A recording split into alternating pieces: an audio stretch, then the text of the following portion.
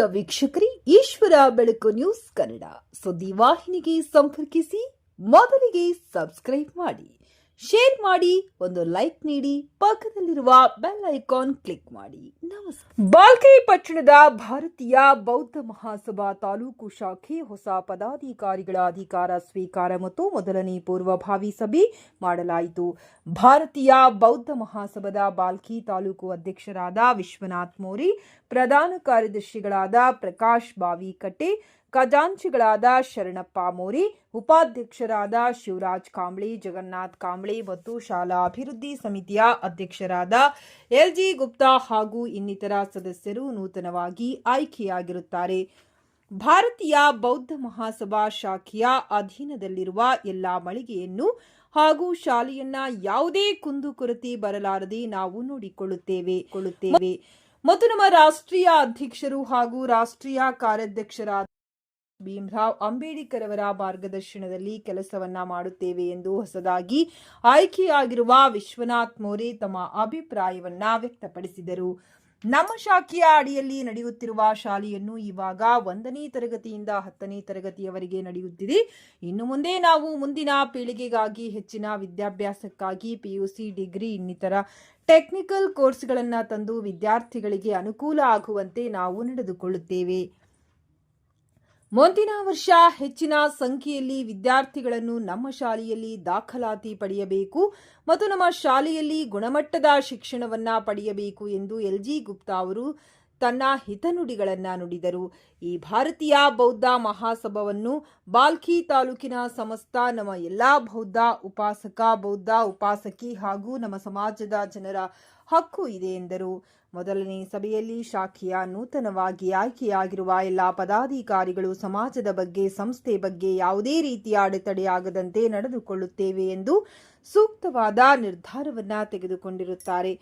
ಪ್ರಮುಖರಾದ ಕೀರ್ತಿ ರತನ್ ಸೊನಾಳಿ, ಶಿವರಾಜ್ ಮೋರಿ, ಸಿದ್ಧಾರ್ಥ್ ಪ್ಯಾಗೆ, ಜೀವನ್ ಮೋರಿ, ಕಲ್ಯಾಣ್ ರಾವ್ ಇಸ್ಲಾಂಪುರಿ, ಶಿವಕುಮಾರ್ ಮೋರಿ, ಸತೀಶ್ ಬಾವಿಕಟ್ಟಿ, ಭರತ್ ನಾಟೇಕರ್, ಗುಂಡಪ್ಪ ಜ್ಯೋತಿ, ಸುಂದರರಾಜ್ ಬಾವಿಕಟ್ಟಿ, ಕಾಂತಿ ಪ್ಯಾಘಿ ಇನ್ನಿತರರು ಉಪಸ್ಥಿತರಿದ್ದರು.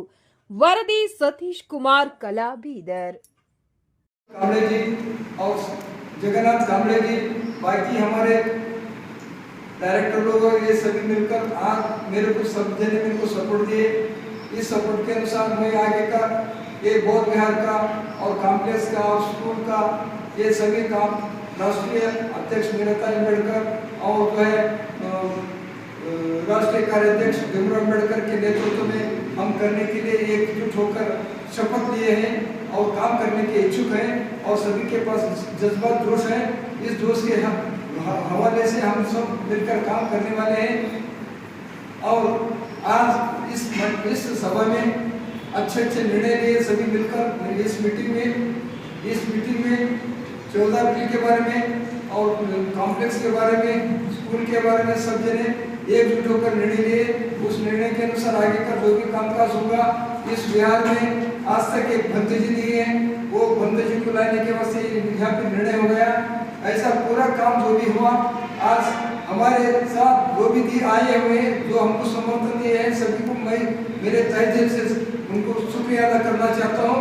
और आगे चल के राष्ट्रीय अध्यक्ष, कार्याध्यक्ष, उनका मार्गदर्शन के ऊपर हम अच्छे काम करने के लिए सब एकजुट होकर काम करेंगे. यह निर्णय लिया गया है. आप ये इस निर्णय के अनुसार आप मेरे साथ मेरे पूरे लोग और बॉडी के सभी सदस्य लोग मेरे साथ उपस्थित हैं. सबको भी मेरा तरफ से और ये राष्ट्रीय अध्यक्ष के तरफ से सबको मेरे तरफ से धन्यवाद. जय हिंद.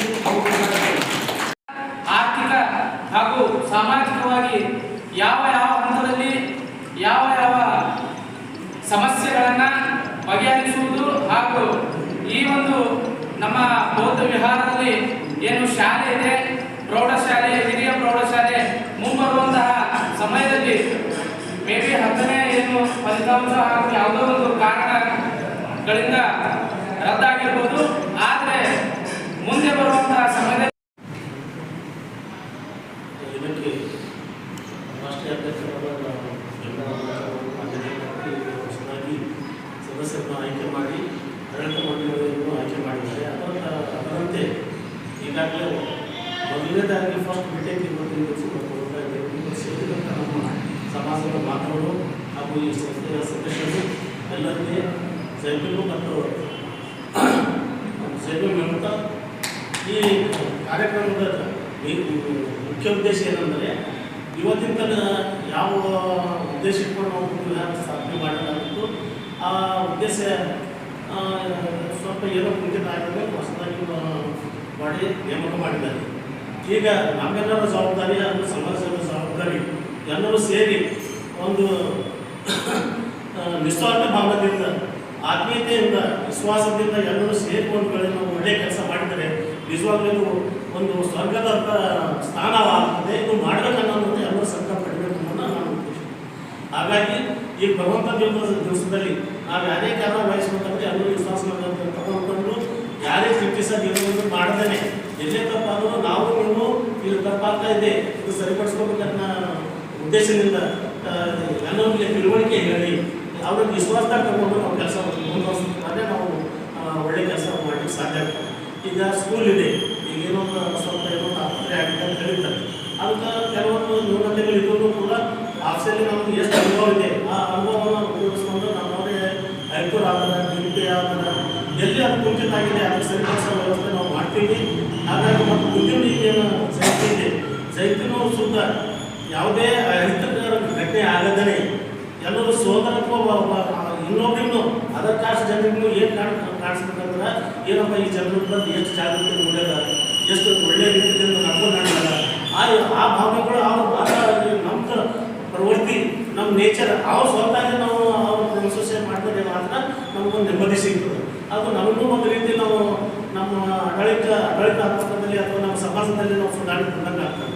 ಹಾಗಾಗಿ ನಾನು ಉದ್ದೇಶಿಸಿದೆ ನಾವು ಯಾರೇ ಇನ್ನೊಬ್ಬರಿಗೆ ಹೀಯಾಳಿಸಿ ಮಾತಾಡೋದೇ ಅಣ್ಣ ತಮ್ಮ ಥರನೇ ಈಗ ನಾವು ಇದನ್ನೇ ಬೆಳೆದಿರೋ ಇದ್ದೀವಿ. ಆವಾಗ ನಾವು ಹಾಸ್ಟೆಲ್ದಾಗ ಬೆಳೆದಿದ್ದೀವಿ. ಇವತ್ತು ನಾವು ಅದೇ ಬೆಳೆದವರು ಎಲ್ಲೇ ಭೇಟಿ ಆದಂಥ ಅರ್ಧ ಮುಕ್ಕಿಂತ ಕಾಯ್ದಕ್ಕಿಂತ ಹೆಚ್ಚಿನ ಗೌರವ ಪಾರ್ಟಿ ಗೊತ್ತಿದ್ದು ನಡ್ಕೊಂಡು ಹೋಗ್ತೀವಿ.